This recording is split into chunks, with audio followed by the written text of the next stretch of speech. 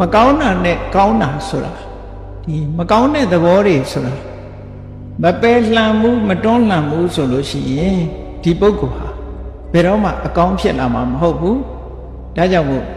အမြဲဆင်ခြင်သုံးသပ်ပြီးတော့ကိုယ့်ရဲ့အနေအထားစိတ်နေသဘောထားတွေကိုဆင်ခြင်သုံးသပ်နေဖို့လိုအပ်တယ်ပေါ့ငါဟာဟိနာဓိမုတ်တိကအောက်တန်းကြတဲ့အတွေးတွေအောက်တန်းကြတဲ့စိတ်ဆန္ဒတွေရှိနေတာလားကလျာဏဓိမုတ်တကောင်းမြတ်တဲ့အတွေးတွေကောင်းမြတ်တဲ့ဆန္ဒတွေရှိနေတဲ့ပုဂ္ဂိုလ်လားလို့ဆိုတာ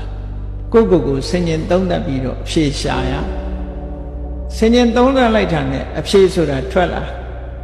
ဟိနာဓိမုတ်တိကအောက်တန်းကြတဲ့စိတ်ဓာတ်တွေငါမှရှိနေတယ်ဆိုရင်ပြင်ရမယ်ပေါ့ဒီစိတ်ဓာတ်တွေကိုယ်တည်း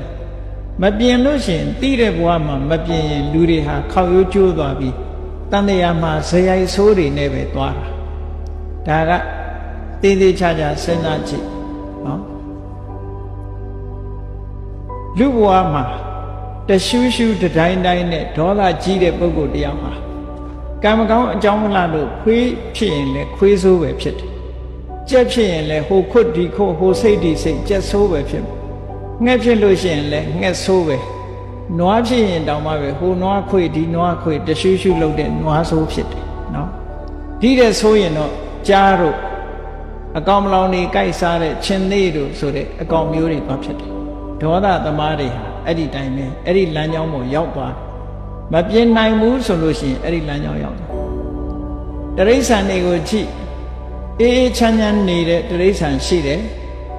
စူးစူးပူပူရန်လုံနေတဲ့တရိစ္ဆာန်လည်းရှိအကဲခတ်ပြီးတော့ကြည့်ရန်လုံတတ်တဲ့တရိစ္ဆာန်တစ်မျိုးတည်းတည်းပဲရန်လုံတဲ့တရိစ္ဆာန်ရှိတယ်ရန်မလုံတဲ့တရိစ္ဆာန်ရှိတယ်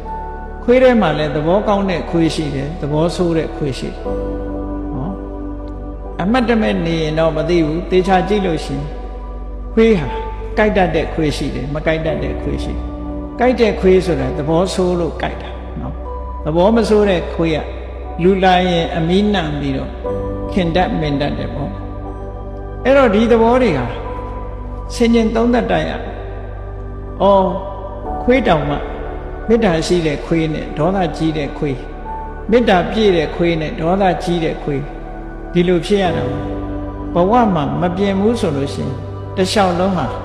ဒေါသသမားဖြစ်ပြီးနောက်ဆုံးကိုဒေါသကိုမထိန်နိုင်တဲ့အခါဒေါသနဲ့တည်ဆုံးသွားလို့ရှိရင်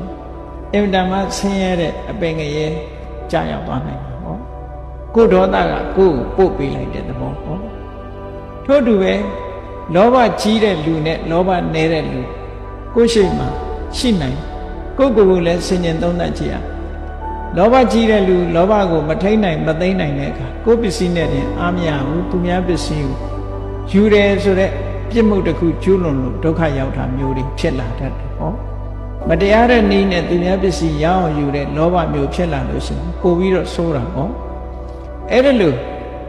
ကိုယ့်ရဲ့ဇယိုက်တွေအကျင့်စိုးတွေကိုသိတဲ့အချိန်မှာပြင်ပေးဖို့လိုအပ်တယ်မပြင်ဘူးဆိုလို့ရှိရင်တန်တရားထဲမှာဇယိုက်ဆိုးနဲ့ခရီးသွား950ဇတ်တွေကိုကြည့်ရှင်အင်္ဂုလိမာလဘဝကိုလေးလာကြည့်ရှင်အင်္ဂုလိမာလဟာသူ့ဘဝဇလန်းတွေမှာခက်ချမ်းချမ်းနေကြည့်ပဲအကုန်လုံးနော်နောက်ဆုံးဘဝမှာလည်းကြည့်ယန္နာဖြစ်မဲ့ဘဝတောင်မှပဲလူသားသမားကြီးဘဝနဲ့ဖြစ်ရသေးတာပဲလေဇက်ကအဲ့လိုကြမ်းနေတတ်တယ်